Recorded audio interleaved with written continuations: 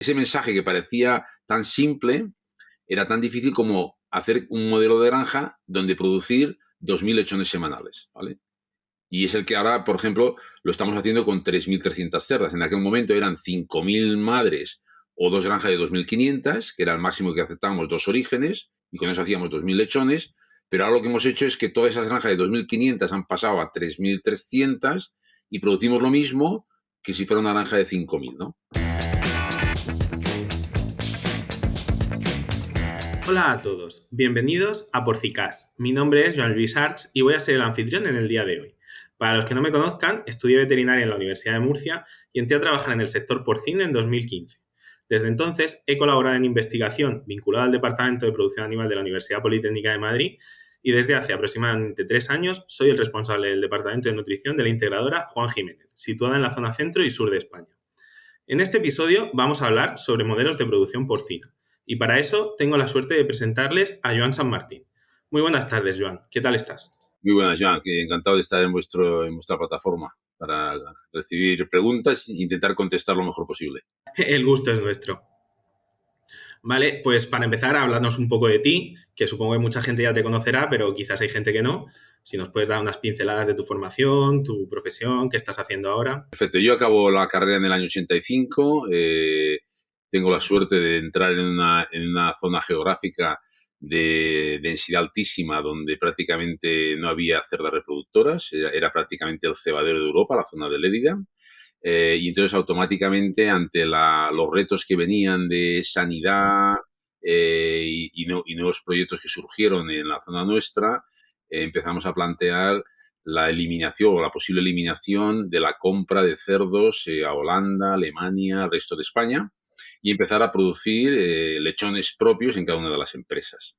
Lo que empezó como un trabajo prácticamente específico para un par de clientes resultó ser con el tiempo un desafío continuo a la hora de compaginar la nutrición, la genética, la sanidad, sobre todo la sanidad, porque yo soy especialista en sanidad. Y tuve la suerte de hacer un máster en el año 92 con Carlos Pijuan. Logré meterlo como fundador de la asesoría Optimal Pork Production, de OPP. Y hasta que llegó 2003, que empezamos ya a combinar lo que serían los conocimientos de manejo, instalación, desafíos nuevos que tenía el sector. Y con la entrada de la normativa de bienestar animal marcó un antes y un después en nuestras carreras profesionales.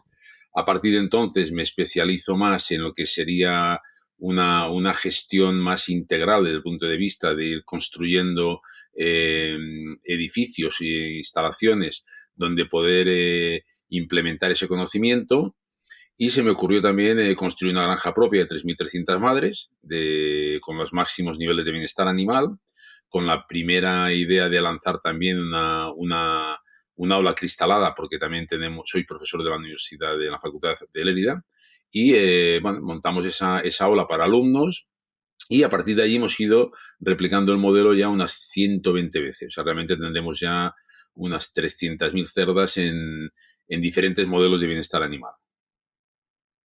Sí, y ahí hemos ganado, pero piensa, Joan, que hemos tenido tantos errores que ahora ya cuando empezamos a colaborar con alguien como acompañamiento, porque yo siempre digo que los asesores en aquel momento estábamos valorados, pero me di cuenta hace casi 20 años que la figura del asesor estaba prácticamente muerta, la gente quería acompañamiento y fue cuando empecé a crear el equipo de gente, donde actualmente ahora estamos ya unas 60 personas. Como dices, en 2013 entiendo que tuvo que ser un reto bastante importante, ¿no? Todo el tema de bienestar animal, de la nueva normativa aquí en España. 2003 fue el lanzamiento de la normativa europea, que se recibió, yo creo, en toda Europa y aquí en España, como una imposición que nos obligaría a cerrar granjas. O sea, realmente hubo incluso gente que no quiso ya aplicar esa normativa de bienestar animal y fue caducando hasta que en 2013 era obligado cumplimiento a todas las existentes. Es decir, 2003 granjas nuevas, 2013 en todas las existentes. Durante esos 10 años, 2003-2013, nosotros intentamos buscar un modelo que fuera máximo de bienestar animal, pero se nos ocurrió con todos los departamentos que tenemos de nutrición, de ingeniería, de sanidad y tal, buscar un modelo que fuera eficiente, o sea, un modelo que nos permitiera la típica frase dicha, ¿no? Una oportunidad de cambio con la normativa del bienestar animal. Y creo que así lo hemos conseguido. O sea, realmente ahora se empiezan a posicionar las granjas tecnológicas, sobre todo las de inseminar y soltar sin box, donde la figura, como por ejemplo la tuya, de los nutricionistas, juega un papel súper importante para el desarrollo de lo que sería la inmunidad, el engrasamiento y magro de las cerdas, el manejo, las curvas. O sea, al final hemos visto que el sueño dorado de mucha gente que hacéis de nutrición, les faltaba, yo creo, también ese escenario de dónde aplicar ese conocimiento, ¿no? Y ahí es donde creo que hemos pegado más fuerte. Siempre tenemos la dificultad de pasar del ordenador al comedero. Ahí hay mucho trayecto siempre.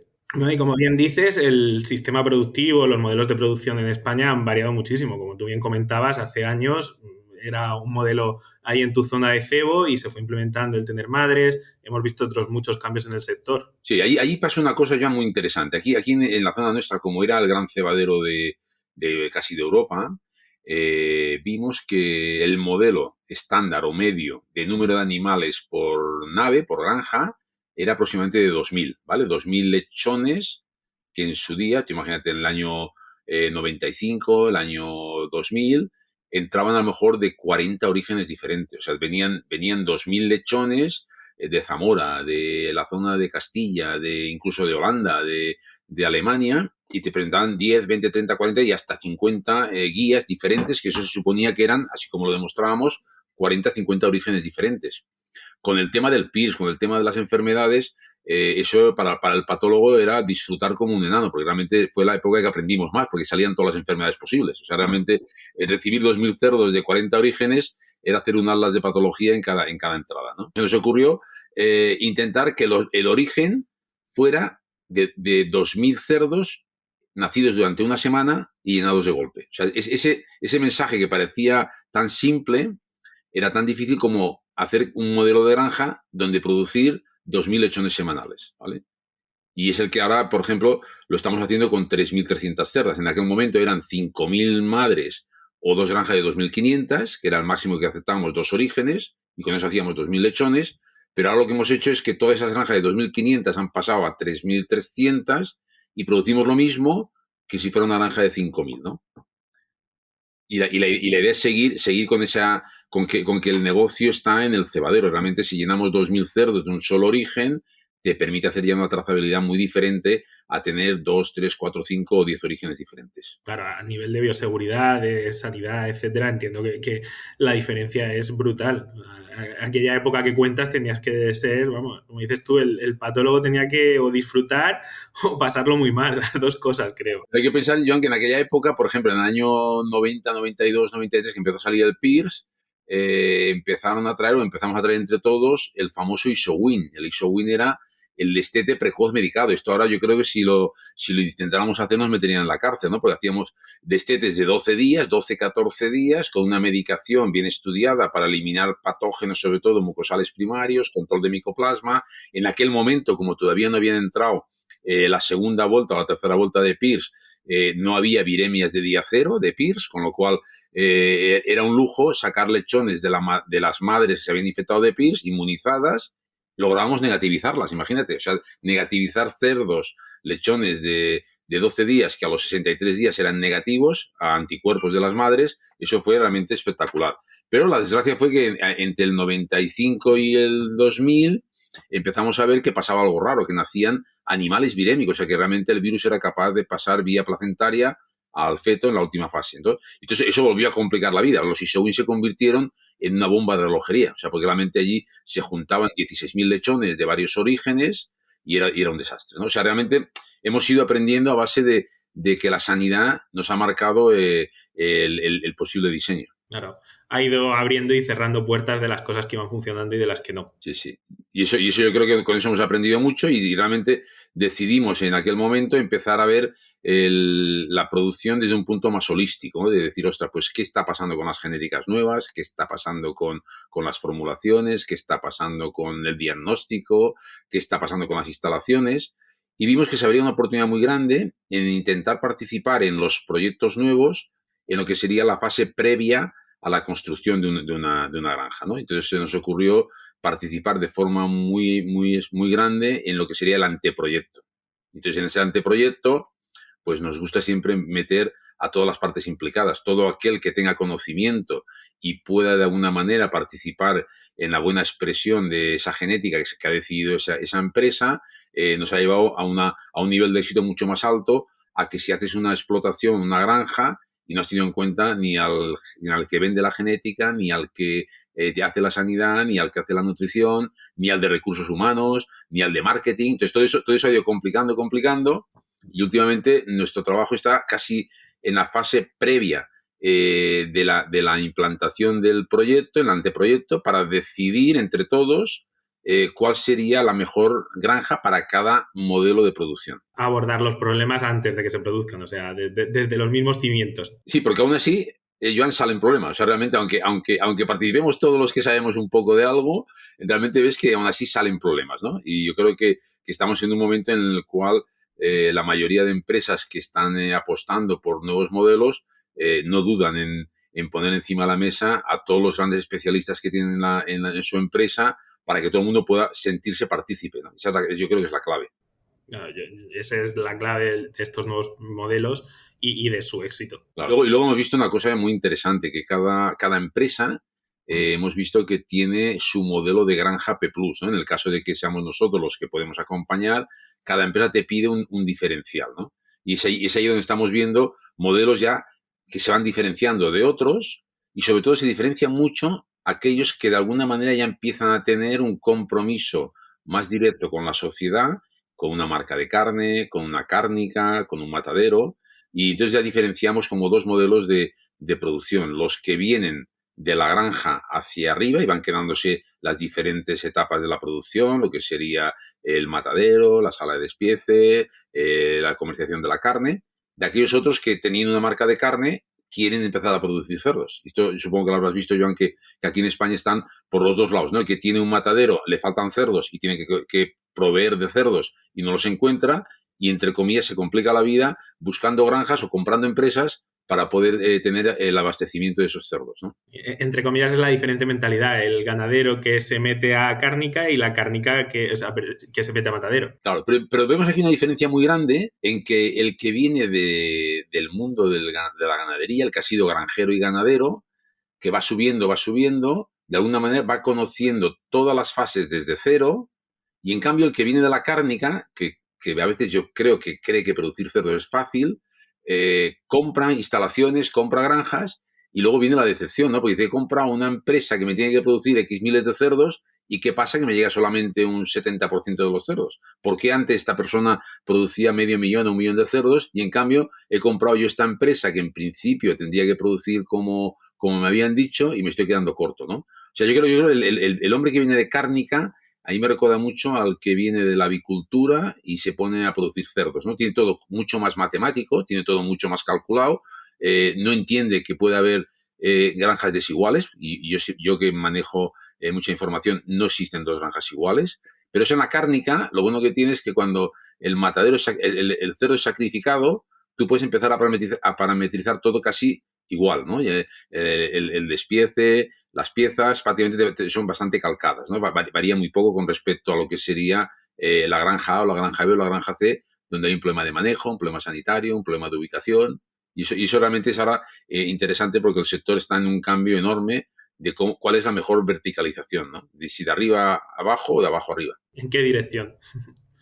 Como bien dices, es mucho más fácil de medir una vez que ya estás en la cárnica y tal, porque una de las dificultades que vemos en ganadería es que si bien tenemos muchos parámetros productivos y muchas métricas muy bien definidas, siempre estamos en la búsqueda de otras que nos ayuden más y otras muchas que son muy difíciles. Sin ir más lejos, definir siempre las bajas, o sea, conseguir que todas las granjas te definan igual una baja y tener un buen recorrido de eso y hacer una buena investigación, es complicado. Claro, yo lo que veo es que las empresas, conforme van creciendo, el objetivo principal es estandarizar procesos. Intentan, de alguna manera, que todo en la empresa se haga lo más parecido. O sea, que no haya, por decir algo, una granja que esté produciendo 39, que ojalá produjeran todas, con otra que de 22, ¿no? O sea, ellos creen que con una, o se cree, vamos, que con la misma genética, estandarizando procesos, tú podrías llegar a generar un tipo de modelo bastante parecido de una granja a otra. Entonces aquí surge, yo creo que aquí surge el tema de empezar a inventarte, entre comillas, nuevos índices. O sea, realmente el hecho de estar en la cárnica, ya estás valorando más el rendimiento, el infiltrado, lo que sería las piezas, ¿no? Y vemos que en la producción, hasta hace unos años, la productividad numérica era lo más importante. De hecho, los grandes premios que se daban en España se daban por productividad numérica, ¿no? Y creo que ahí se ha empezado a romper ya un poco y se va entrando en una imagen mucho más equilibrada de cómo debe ser la producción. Efectivamente, de medir mucho más allá de simplemente el dato numérico de esos lechones por cerda y año, que como bien dices es lo que hasta ahora más primaba. Y que esa productividad yo creo que es bueno mantenerla, pero nosotros hemos ido empezando a crear cuando tienes la suerte, que yo creo que lo importante, Joan, es cuando tú dejas de trabajar con medias y puedes tener X miles de cerdas individualizadas. Tú cuando puedes tener, por ejemplo, una empresa de 50, 80.000, 150.000 madres o 200.000 y puedes clasificar animal por animal, ya no es lo mismo que clasificar la media de la granja A con 28 lechones, la granja B con 32, la granja C con 35, la otra. Entonces, yo creo que la clave del éxito que estamos teniendo en OPP es que podemos tener una plataforma que recoge datos de manera prácticamente inteligente cada día, sin darse cuenta prácticamente los que están en la granja, como es el consumo diario individual en gestación, en lactación, como podría ser, por ejemplo, la correlación directa entre el consumo de gestación por kilo de camada al nacimiento. Yo creo que son temas que eran casi impensables, pero ahora surgen ya otros referentes de renovación de animales que no solamente la productividad numérica, ¿vale? Y eso es un poco lo que a nosotros nos está diferenciando más de otros grupos, el poder eliminar la media y trabajar ya con índices nuevos, individualizados, automatizados y que sean súper inteligentes y rápidos. O sea, que no tengas que estar mirando animal por animal, sino que tú pides ranking de consumos, ¡brum! Ranking por lechón, ¡pum!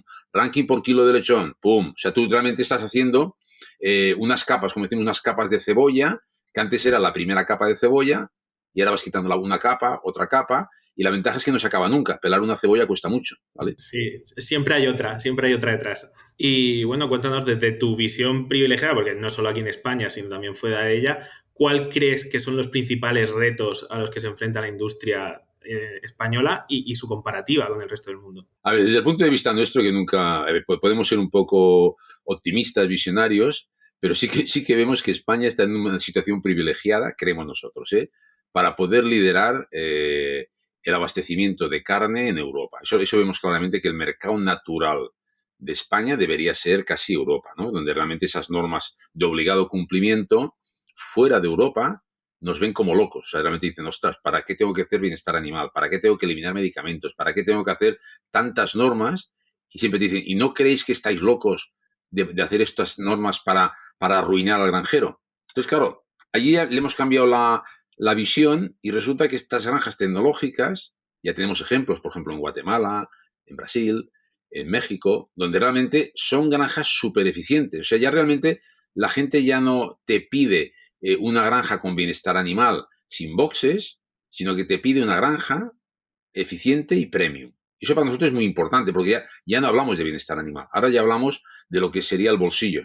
Como catalanes, como gente que nos gusta el dinero, lo que te mide más es la rentabilidad, ¿no? Si tu granja no es rentable, por mucho bienestar animal, por mucho romanticismo, realmente dejas de ser competitivo. Y al final, yo creo que Joan me dará la razón, el consumidor no suele pagar ese plus por bienestar animal, todavía no lo paga, ¿no? Lo quiere, pero no lo paga. Sí, las encuestas además es muy curioso que suele siempre salir que sí que está dispuesto a pagar más por ello, pero luego realmente cuando esos productos o esas diferenciaciones llegan, normalmente si llevan un sobrecoste no va asociado a un consumo mayor por parte del consumidor. Y España yo creo que tiene un reto que si lo sabemos jugar, lo que pasa es que también creo que tendremos que tener la generosidad de intentar que aquellos países que van perdiendo producción ni nos alegremos ni pensemos que nos están haciendo un gran favor, porque yo siempre digo que cuando Holanda disminuye, Alemania por la peste, Polonia por la peste, claro, son países que seguramente les costará volver a producir lo que tenían antes. Yo me imagino que Alemania, por la situación que tiene animalista, por los veganos, por la situación social que tienen, difícilmente sus granjas, que están prácticamente rodeadas de viviendas de gente que tiene su casa de fin de semana, difícilmente les dejarán volver a tener esa actividad, ¿no? Entonces, claro, estos países se convierten en los más exigentes. O sea, realmente son países dentro de Europa que a España nos ven como un país que hemos sabido de alguna manera organizar un modelo productivo, que es el modelo para mí que todavía tiene algunos flecos y se podría mejorar, y entre lo que sería el modelo cooperativa y el modelo integración, pero lo que está claro es que cada vez tendemos más a estar bajo un paraguas. Yo siempre digo que los paraguas son esa marca de carne, esa industria cárnica que es capaz de entender que el origen A, B, C, D, que yo soy el granjero ganadero, me permite visualizar que esa carne que se está consumiendo ha salido de mi granja. O sea, realmente lo que es la transparencia, la trazabilidad, eso es lo que nos va a dar en Europa la posibilidad, por el tamaño que tenemos de granja, de convertirnos en proveedores naturales. Yo creo que ahí tenemos un punto fuerte muy grande, si lo sabemos jugar, ¿eh? Y luego vemos a los países como México, sobre todo México, que vemos que quieren implementar bienestar animal europeo, pero con la idea de que como ve que España lo máximo que en su día llegaremos a producir son 70 millones de cerdos, se calcula, todo lo que pase de esos millones de cerdos lo tendrá que proveer algún país que esté fuera de Europa, donde realmente España ya es el sur de Europa y por suerte, por desgracia, no saltaremos al norte de Europa por el tema religioso ni por el tema de producción y nos iremos, como está pasando ya, a Latinoamérica, que es lo más parecido a nosotros. Estos países que están ahora en la situación de generar nuevas estructuras, te llaman para intentar entrar ya en la premium. O sea, si voy a hacer una inversión de 10.000, 20.000, 30.000, 40.000, 80.000 o 100.000 madres, ya no quiero hacer granjas tipo, entre comillas, americanas con 5.000 boxes, sin un control individual, sin bienestar animal, sino que ven en el modelo nuestro que es posiblemente el modelo mejor porque aparte de imagen y de bienestar animal, se convierte en un modelo eficiente. Y esa es la parte que estamos viendo, ahora estuvimos hace muy poco, un mes en México, estamos viendo que ha cambiado mucho, porque México, en cuestión de 3 o 4 años, yo recuerdo que me invitaron a dar una conferencia magistral en Puerto Vallarta 4.0, y hace 4 años, hombre, no te insultaban, pero te decían que eso era imposible de poner en México. Pero en cambio ahora ven que si México va a crecer, no se plantean construir granjas a la antigua usanza. Entonces, eso para los que estamos en este mercado, vemos que esta gente ve la oportunidad de hacer realmente una granja 4.0 tecnológica y que si además cumple bienestar animal, me permitiría de alguna manera vender carne a Europa, ¿vale? Lo que dices tú es convertirlo en un punto a favor, un punto positivo. Exacto. Eso Joan, estamos viendo que Europa está en una crisis total en cuanto a dónde se va a producir los cerdos y hay que tener la valentía de decir que España no puede producir 200 y pico millones de cerdos para Europa. Es imposible, es imposible. Entonces, y también habrá que reconocer que los países que han perdido producción, yo a Holanda no la veo reconstruyendo granjas de cerdos, sino al contrario, cerrándolas casi todas. Bélgica, Alemania con la peste, no sabemos qué va a pasar, pero realmente el ganadero alemán era un ganadero que compraba cerdos a Holanda y los engordaba y los sacrificaba. Y realmente eran granjas diferentes a las nuestras. O sea, hemos de aprovechar, yo creo, el modelo que hemos creado aquí para intentar también renovar lo que sería ese modelo de producción, que para mí el modelo de producción de España habrá un mix, creemos nosotros, entre el concepto cooperativa, concepto integración y unos contratos nuevos. O sea, realmente ya el modelo puro integración va a ser también muy difícil mantenerlo, porque hoy una granja de madres vale muchos millones de euros y no se podría amortizar, a no ser que la haga el mismo propietario de la cárnica o la persona que está más verticalizada, ¿no? Entonces, todo esto está obligando, yo creo, a tomar decisiones muy rápidas y yo creo que va a ser determinante en esta última fase de la carrera el posicionamiento de estos 5, 6, 7 paraguas que están creando en España. Se plantea un futuro en el sector interesante, como bien dices. Sí, yo creo un futuro donde realmente la parte que veo más interesante de todas es que el que viene de ser ganadero y granjero, en principio, suele ser un personaje muy generoso con la sociedad. O sea, yo me he fijado que conforme vamos perdiendo la figura del ganadero granjero en la misma granja, aparece la figura del trabajador de 7-8 horas al día y esté como esté, se va de la granja. O sea, yo creo que hemos de volver a reinventar la figura de aquella persona comprometida, ¿no? O sea, como puede pasar con un médico o con ciertas profesiones. O sea, el granjero ganadero es una persona comprometida con los animales y comprometida con la sociedad. Y eso será lo que realmente irá diferenciando a las diferentes marcas esos valores. El que sepa entender que comer un filete de carne de la marca X supone haber respetado medio ambiente, haber respetado medicamentos, haber respetado al personal, haber tenido gente cualificada.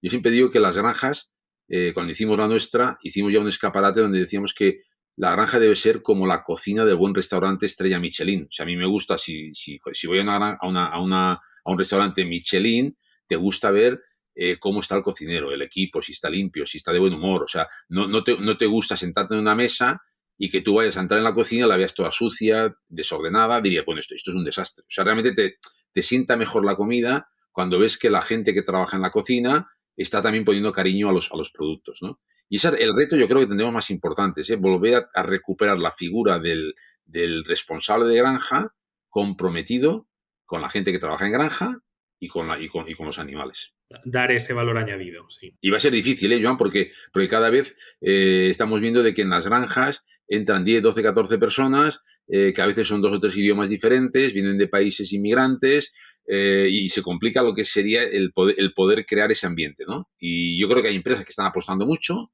y otras que no le dan importancia, pero yo creo que una vez que has establecido un modelo de bienestar animal, la parte más importante sería esta parte de personal cualificado, mejor retribuido y que nunca sea donde el salario más bajo se vaya a la granja de animales, ¿no? Y creo que ese reto se ha empezado ya a visualizar en varias empresas y está dando muy buen resultado la parte de formación de este tipo de personal. Pues sí. Como también bien comentabas antes, el tema de la cantidad de cerdos que podemos producir o la cantidad de instalaciones que podemos producir en el país y tener es un reto, o sea, porque también nos encontramos que vosotros os enfrentáis tanto a la creación de instalaciones nuevas desde cero como a la remodelación o la adaptación y modernización de instalaciones ya preexistentes, que en España hay muchas. Claro, y ahí yo creo que está el reto importante. A ver, tendríamos que procurar que toda persona que tiene hoy en día una granja funcionando no la abandone. O sea, realmente tenemos tanto compromiso con la granja nueva como lo que se llama Plan Renove, ¿vale? Plan Renove, sí que es verdad que el Plan Renove tiene una ventaja importante, que muchas veces ya el discurso de la persona que quiere hacer un Plan Renove, generalmente el que hace un Renove ya es una persona comprometida. O sea, ya quiere hacer una inversión para estar mínimo 10, 15 o 20 años más. O sea, no me he encontrado nadie con un plan Renove que sepa que va a abandonar la explotación en un año. O sea, realmente el plan Renove se caracteriza porque el que lo va a hacer es una persona que se quiere comprometer más tiempo. Y eso es una ventaja enorme porque al final el poder hacer un plan Renove si tienes estándares de granjas nuevas tampoco resulta tan difícil porque al final estamos en la misma tesitura. Tú, si decides inseminar y soltar, eliminas todos los boxes y puedes hacer grupos de 25, de 50, de 80, de 160, de 300, en función del aprendizaje que has tenido con las granjas nuevas. Y cada vez más se tiende a que el plan Renove no sea una dificultad. Sí que es verdad que el plan Renove requiere una personalización de cada granja, porque además hemos visto que el plan Renove suelen ser granjas que han tenido 2 o 3 crecimientos, no suelen ser granjas construidas de golpe 1.000, 2.000 o 3.000 cerdas, sino que a lo mejor hace 40 años tenían 200 cerdas, a los 10 años pusieron 500 más, luego quitaron el engorde, aprovecharon la nave de engorde para poner gestación. O sea, realmente hay un pupurri de naves, pero yo creo que la trayectoria nuestra, hacemos una fotografía muy clara de visualizar cómo puede quedar un plan Renove en cada una de las explotaciones. Y este es el reto ahora más importante que tenemos en España, intentar que nadie cierre la granja. A la hora de estos plan Renove, o sea, pregunto porque pasa mucho que normalmente la gente ya va con sesgo cuando se cambia la casa y ha estado en una casa muy pequeña, con una cocina muy pequeña, luego la quiere muy grande. Si no ha tenido balcón, quiere balcón. ¿Os encontráis sesgos de este estilo de gente que a lo mejor ha tenido un problema determinado con algo y hace mucha incidencia en eso? Bueno, claro, cada una tiene una experiencia diferente. Hay gente que te dice, oye, Juan, yo, por ejemplo, apliqué el plan de bienestar animal de mínimos, cortando los boxes, el semi-box, tal, he ido sobreviviendo, pero claro, cuando me explicáis que queréis el control individual de cada cerda, pues me veo obligado a hacer esta inversión, porque sí que es cierto que en un plan de semi-box tú no puedes obligar a la cerda a comer cada día en el mismo comedero, con lo cual o haces un grupo muy reducido, pero aunque lo hagas reducido, se produce con jerarquías y competencias, ¿no? Y entonces se produce siempre o cerdas muy engrasadas o cerdas muy flacas. ¿Qué va a favor del proyecto nuestro? Bueno, pues que las genéticas actuales son extremadamente magras y no podemos permitir que deposite más grasa de la que te permita el rendimiento de expresión genética. Entonces, claro, cuando tú has comprado ya este Ferrari o este tipo de genéticas, que yo creo que ahora son todas, la mayoría de genéticas son cerdas hiperprolíficas, te está obligando a que la alimentación, lo que tú dominas más, se pueda hacer como anillo al dedo. No puedes hacer un plan Renove pensando que te puedes ahorrar 50, 60, 80 o 100 kilos por cerda y año porque los estás tirando. Pero es que además, aparte de tirarlos, la cerda no produce tan bien como si la mantienes a 12 o 13 milímetros de grasa. ¿Vale? Entonces aquí empieza un poco el escenario de cada uno, según su genética, según su sanidad, según su tamaño de granja, para ponerle en escena si vale la pena a lo mejor trabajar a bandas de 4 semanas, de 3 semanas, de 5 o a semanas, ¿no? Entonces ya viene aquí el cambio radical de lo que sería el plan Renove. O sea, el que tiene el plan Renove tiene la oportunidad de cambiar también su modelo productivo en cuanto a manejo y resultados. Claro. Entiendo también que por otro lado os limita más, ¿no? O sea, a la hora de decidir qué se puede y qué no se puede hacer, desde un plano de cero tenéis más, bueno, tenéis al final casi infinitas posibilidades y en cambio en un plan Renove siempre estás más apretado por lo que ya te encuentras al llegar. Claro, pero ahí ya tienes que priorizar, Joan, lo que sería, a ver, ¿qué queremos hacer en el plan Renove? Pues venga, bienestar animal, perfecto, agresividad, control de individual, eficiencia alimentaria, control de gases de efecto invernadero. O sea, tú pones la lista y lo bueno que tiene un plan Renove es que no tienes por qué hacerlo todo de golpe. Tú puedes empezar a hacer con un plan Renove la masa de la pizza, la haces perfecta y luego ya en un plano más o menos de 3, 4, 5 años vas incorporando aquellas mejoras que te permite que esa masa de pizza, aunque tú cambies algo del condimento, siga siendo una buena masa, ¿no? Yo creo que el plan Renove lo bueno que tiene es que coges una relación con la persona que te lo pide, como me pasaba a mí en el año 85. O sea, emocionalmente estás mucho más unido con un plan Renove que a veces que con un plan nuevo. O sea, porque la granja nueva, una vez hecha, si no continúas, se produce como un enfriamiento, ¿no? En el plan Renove requiere un roce. O sea, el que tiene una granja quiere un acompañamiento de alguien que tenga mucha experiencia. Ya no contrata al que mejor habla en las conferencias, sino que suele contratar a alguien que sabe que ha cometido muchos errores, pero que le pone encima de la mesa su diseño y estudiándolo durante unas semanas, optimizamos lo que sería el cambio. Y una vez establecido el cambio, hay que pensar que en muchos planes Renove sigue habiendo o coexisten con la producción, o sea, no se vacía la granja, con lo cual tienes que intentar hacer un plan Renove donde cada 15 días estés trabajando en una parte de la granja sin perjudicar a la cerda y sin romper la bioseguridad, que es lo más difícil. Hay mucho plan Renove que es punto de entrada de otras enfermedades. Es lo que os iba a comentar, o sea, me parece un reto maravilloso a nivel de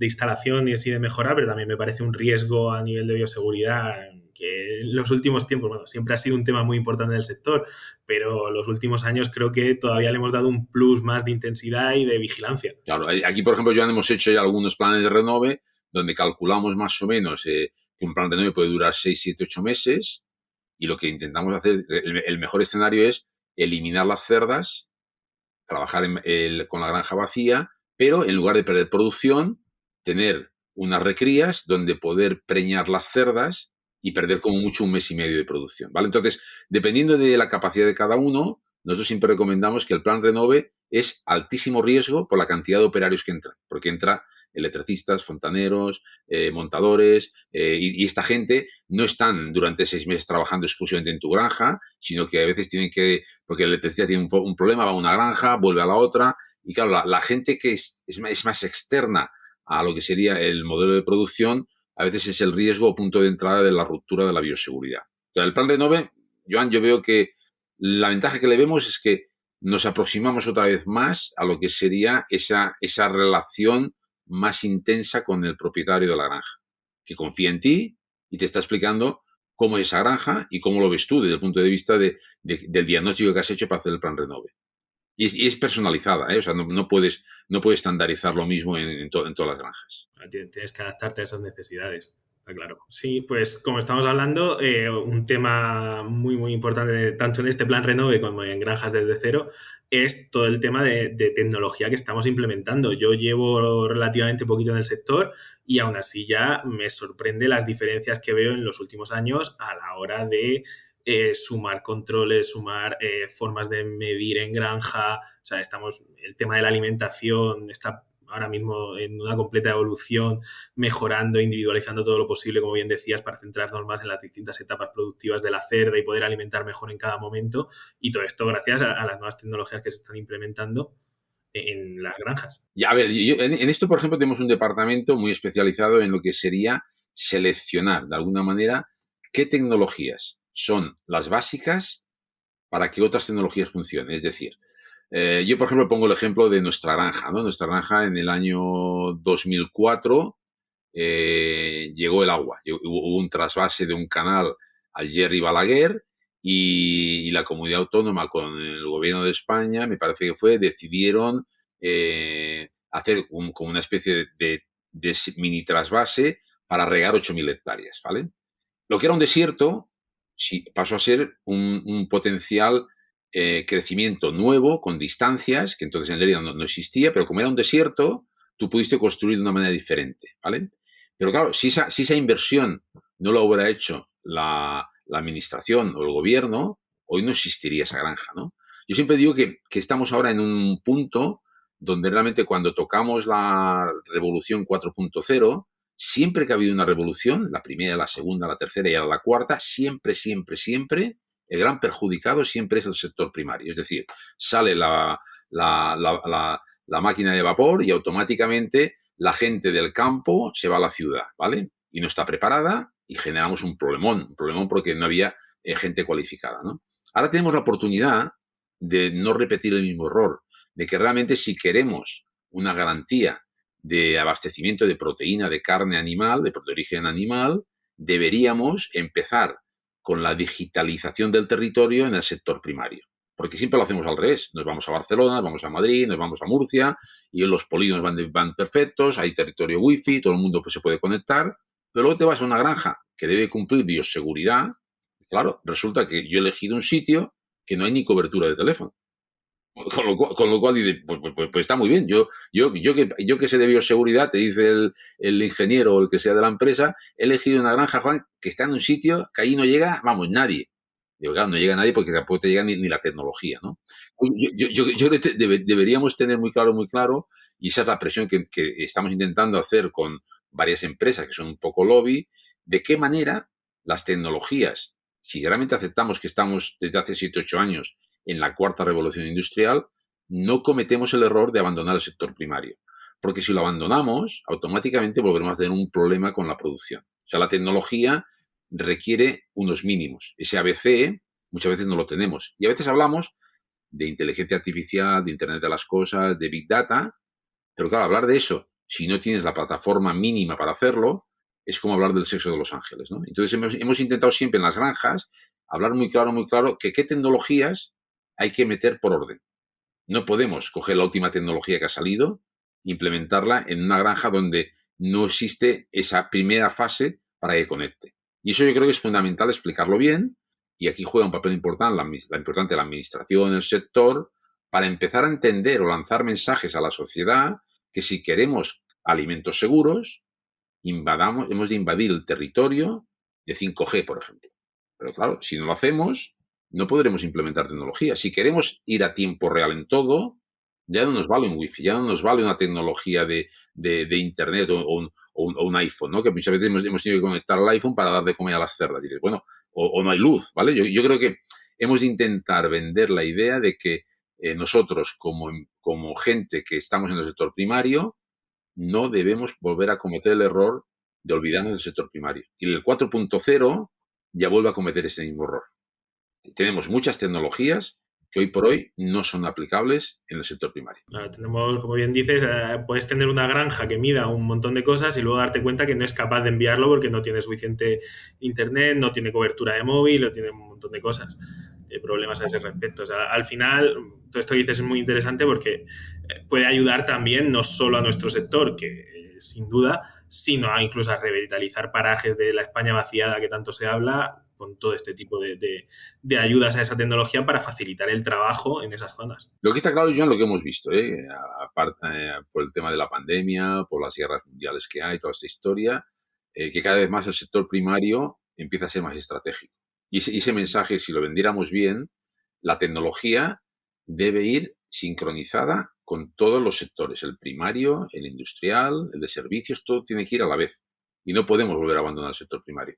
Yo creo que eso, en algunas zonas de, por ejemplo, de Cataluña, se están proponiendo de que sea el territorio 5G primero de Europa. Es una inversión que a lo mejor no tiene votos, ¿no? Porque realmente la España vaciada tiene muy pocos votos, ¿no? O los pueblos tienen pocos votos. Pero realmente el que pueda hacer esto a medio y largo plazo tendrá una ganadería, una agricultura de primera línea. Y eso yo creo que es el mensaje que si lo hiciéramos entre todos, lo entendería el urbanita de Madrid o Barcelona. Porque realmente si no, no vamos a poder producir de la manera que estamos produciendo. Creo sin duda que es un tema muy importante y que debemos valorar como sociedad, como bien dices, o sea, y hacernos entender desde el sector, que yo creo que el sector primario lo tenemos muy claro, pero nos cuesta hacernos entender y que el resto de gente no tan vinculada al sector lo vea igual que nosotros.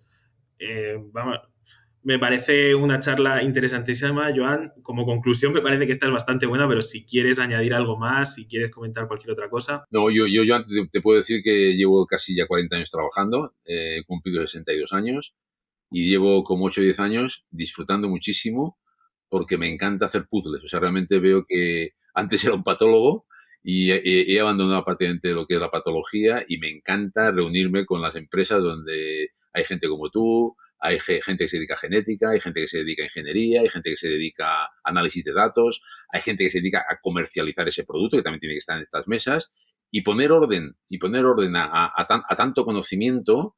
Yo siempre pongo el símil de un buen presidente de gobierno, que tendría que tener siempre al mejor ministro de Agricultura, al mejor ministro de Trabajo, al mejor ministro de Exteriores, pero a lo mejor ninguno de ellos puede tomar la decisión final, ¿no? Porque la decisión final la tiene que tomar el presidente a base de ponderar cada criterio. Porque si yo solamente hago caso, imagínate en tu caso, ¿no? Solo hago caso al que hace la nutrición, pues a lo mejor el que hace la sanidad tiene que decir algo. O el ingeniero tiene que decir algo. Bueno, tú lo sabes en tu empresa, estáis un montón de gente muy bien cualificada y realmente esto yo creo que va a ser el futuro de diseñar con mucho tiempo qué modelo quiero para cada empresa. Y ese va a ser el más determinante y ese modelo poderlo añadir con los valores que tenga la familia fundacional. Yo creo que la familia fundacional de todas las empresas se caracterizan porque han sido gente extremadamente generosa. O sea, ha sido gente que ha sabido crecer y esos valores, si los sabe transmitir, es como si el producto estuviera impregnado de esos valores, ¿no?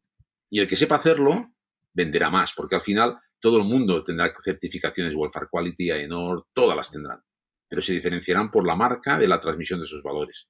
Y la granja tiene mucho que decir, ¿eh? Sí, sin duda. Y como bien dices, me parece que las figuras capaces de tener una visión aérea y ver todas las piezas del puzzle e intentar encajarlas tienen mucho que aportar en el sector y ayudarnos a todos los que estamos en él. Pues sí, yo lo veo así, Joan. Yo creo que la gente que hemos tenido la suerte de cometer tantos errores, podemos evitar que la gente deje de cometerlos, ¿no? También te digo que es lo que más enseña, ¿eh? Al final de lo que te acuerdas siempre es en lo que te equivocas y no lo repites. No, a mí ha habido gente, por ejemplo, que dice, Juan, ¿sabes qué he aprendido de ti? Lo que no se debe hacer. Y yo, pues digo, coña, si has aprendido lo que no se debe hacer, ya has aprendido mucho. No es poco, ¿eh? No es poco aprender eso. Pues muchísimas gracias por la charla, creo que ha sido muy interesante. Me gustaría hacerte una última pregunta y es que nos comentes a quién te gustaría que tuviésemos en el podcast.